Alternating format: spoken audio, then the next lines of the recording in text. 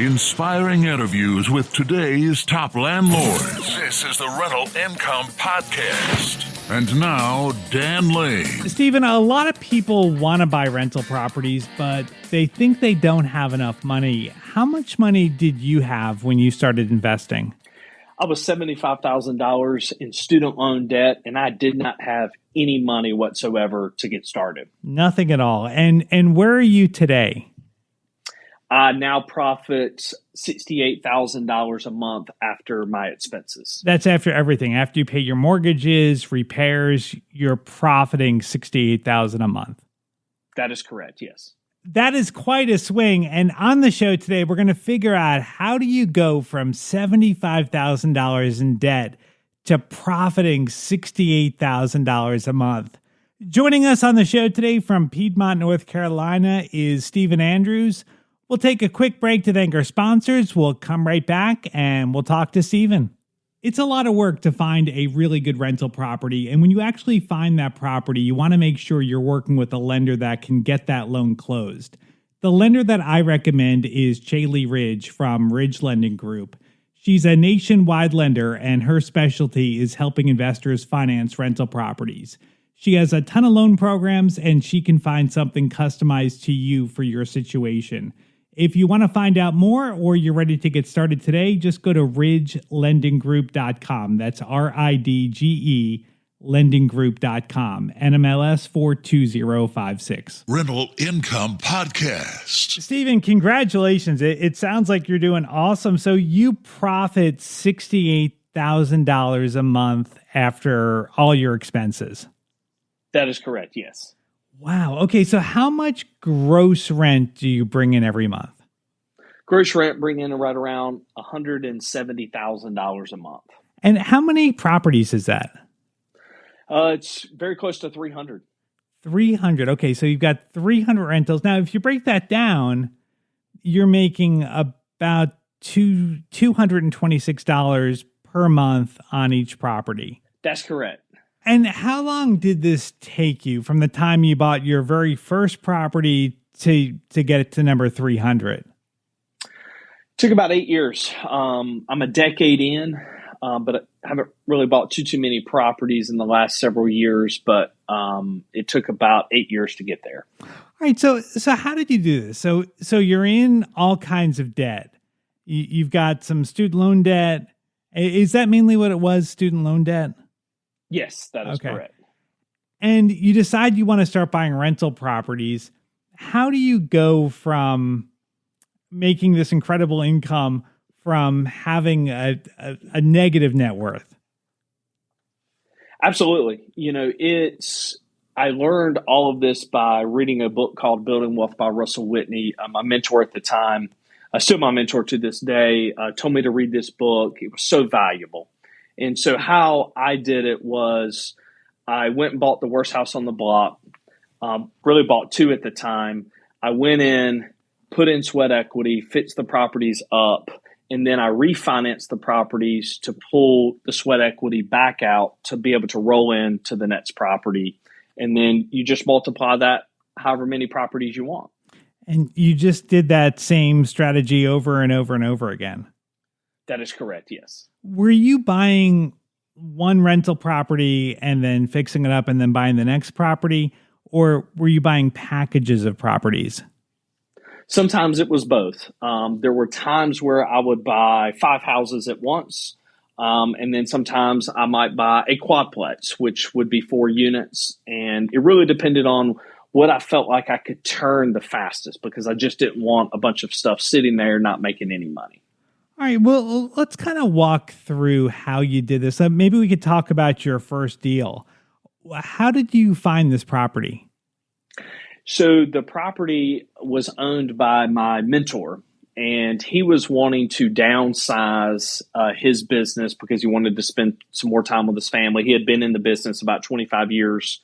And so as he was helping me get into the business, I was buying some of his property. So it was kind of the best of both worlds for us both. So he wanted to get out of the business and you were going to take over his properties. Now, did it ever cross your mind or did you ever think, maybe this guy sees a new investor. I've got these properties I can't sell. Maybe this guy is taking advantage of me. Like, did that ever cross your mind? When you do anything new, I think the way our brains work is, you're a little bit scared, you're a little bit apprehensive.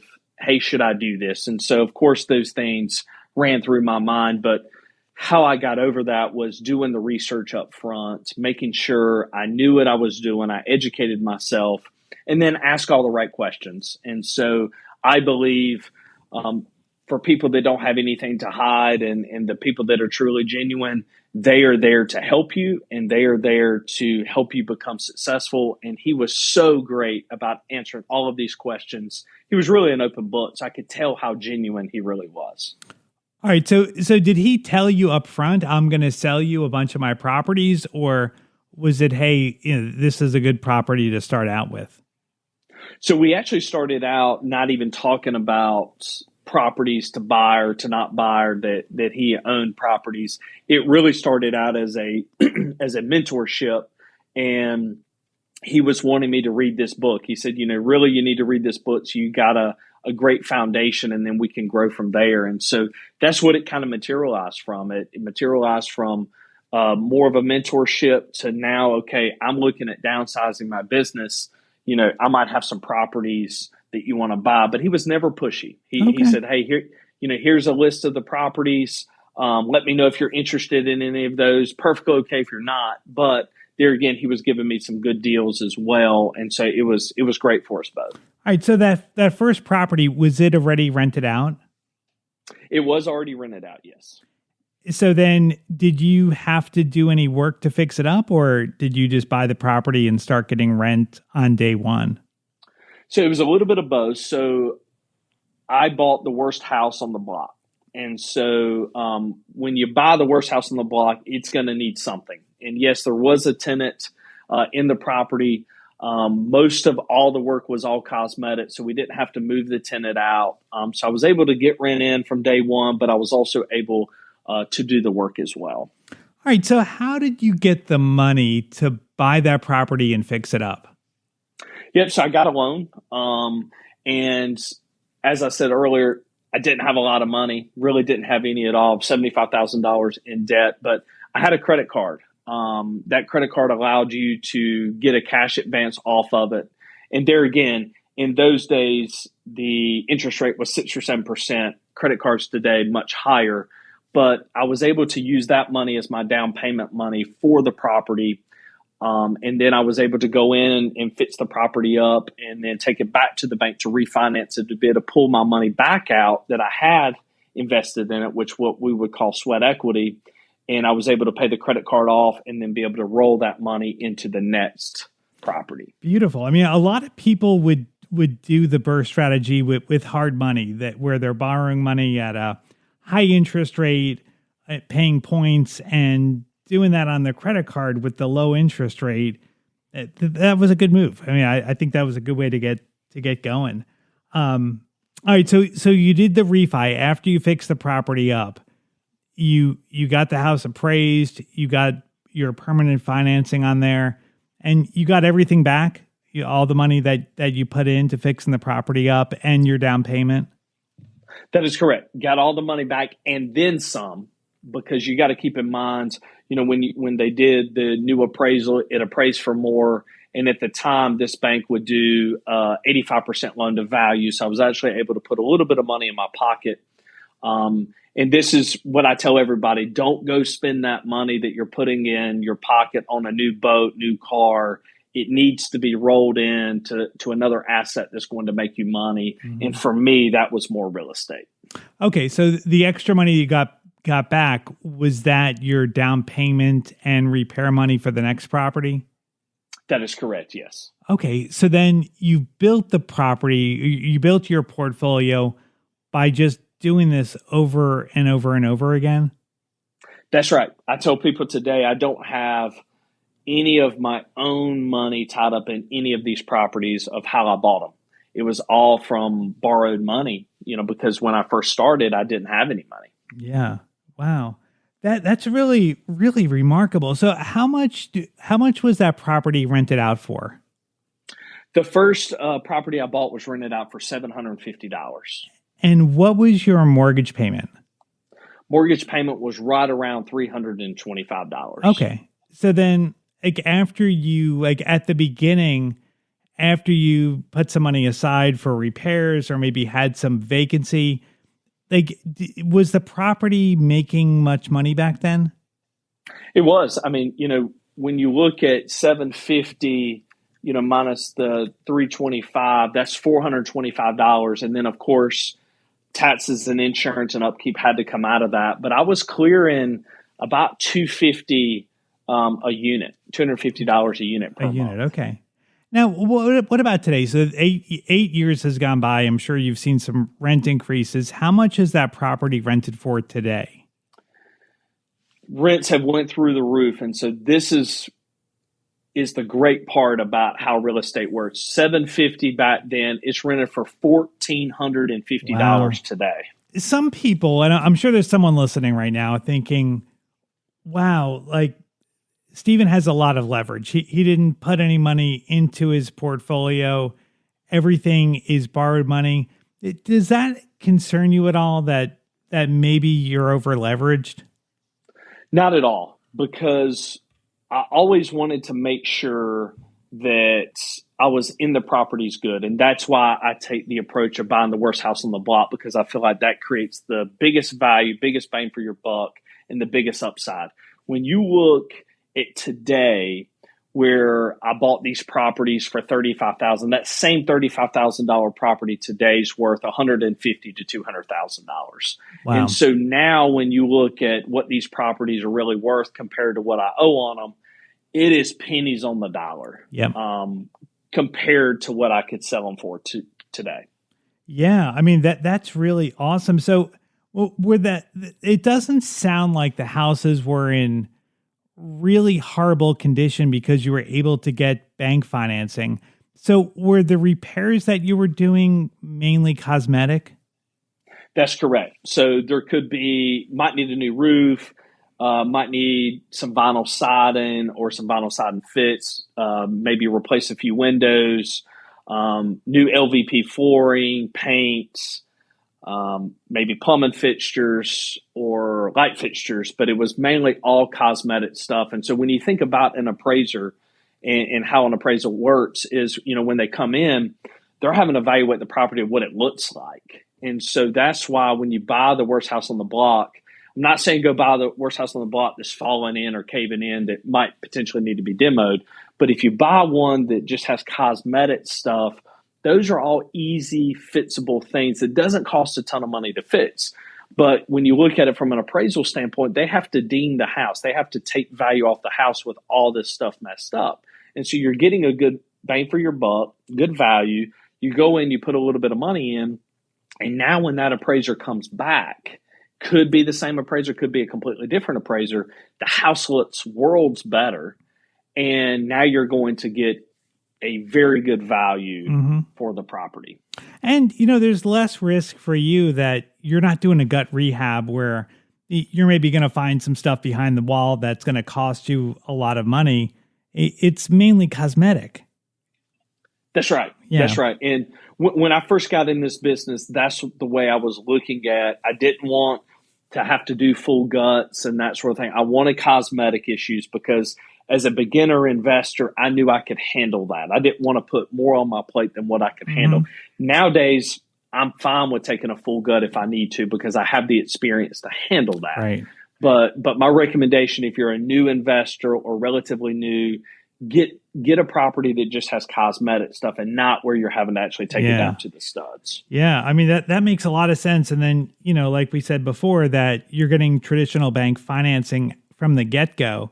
And that's because a bank isn't going to finance a property that doesn't have a kitchen or working bathrooms, but you're not dealing with those problems. You're just dealing with a cosmetic. So I think that's a great strategy. Now, how do you manage your properties? Are you self-managing them?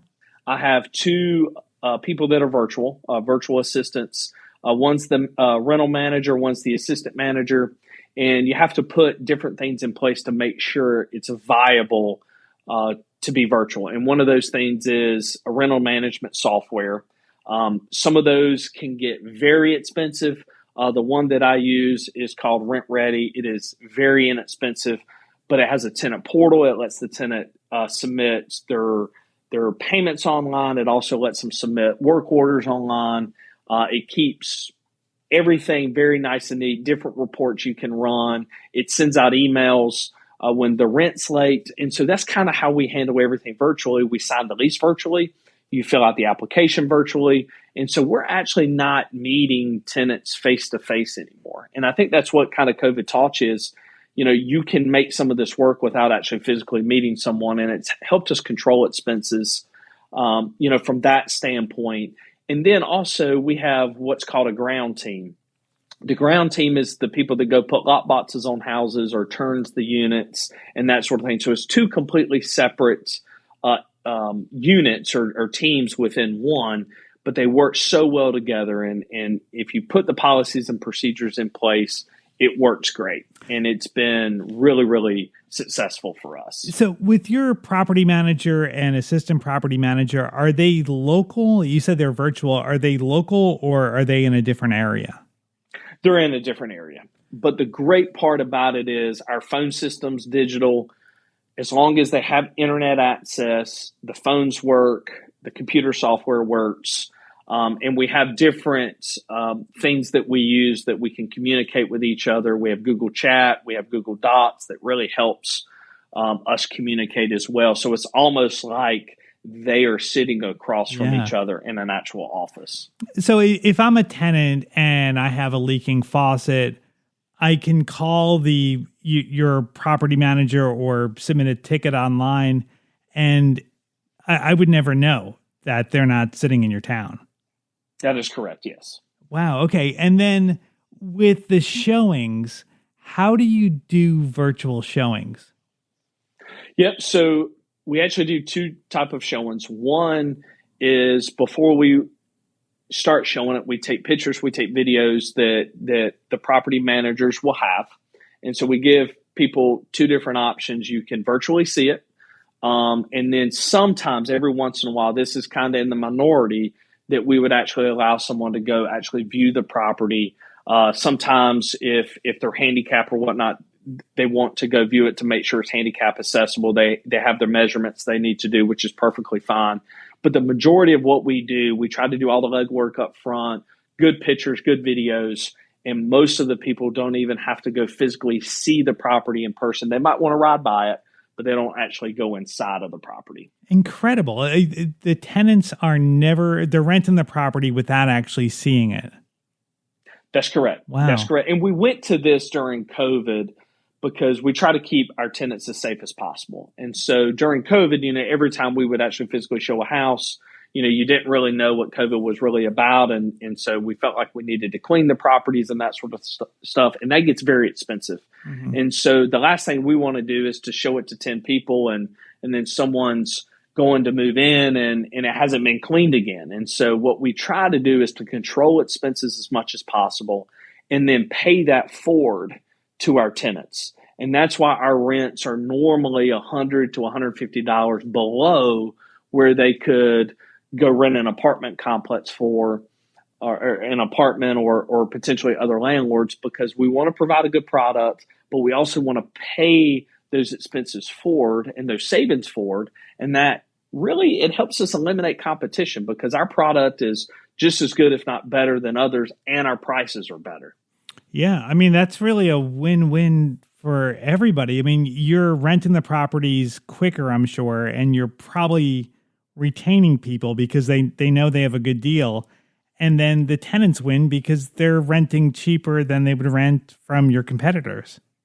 That is correct, yes. That's awesome. Now, is there any downside to doing a virtual showing? Like, has anyone moved in and said, that this just doesn't look like the pictures? Every once in a while, we will have that. That is certainly in the minority. I would say it happens less than 2 to 3% of the time.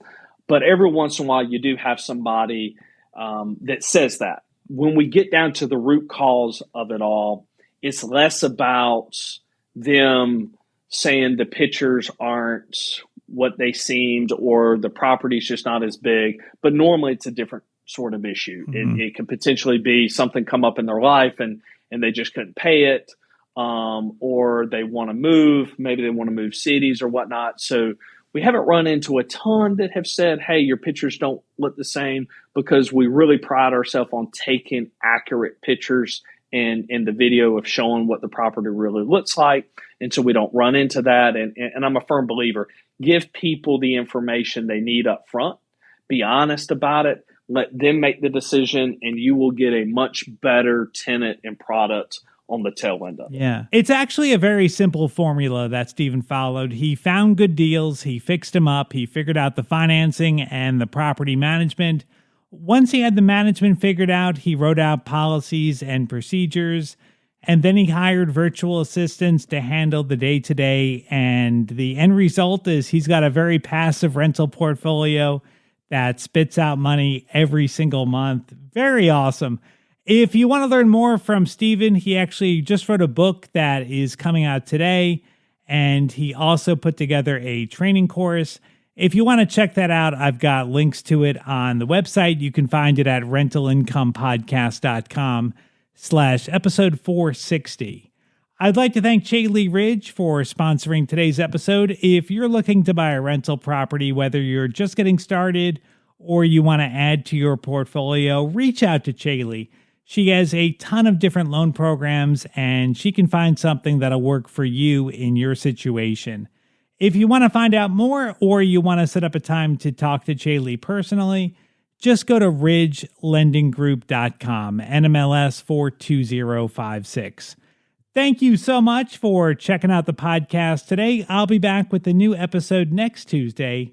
My name is Dan Lane, and this has been the Rental Income Podcast.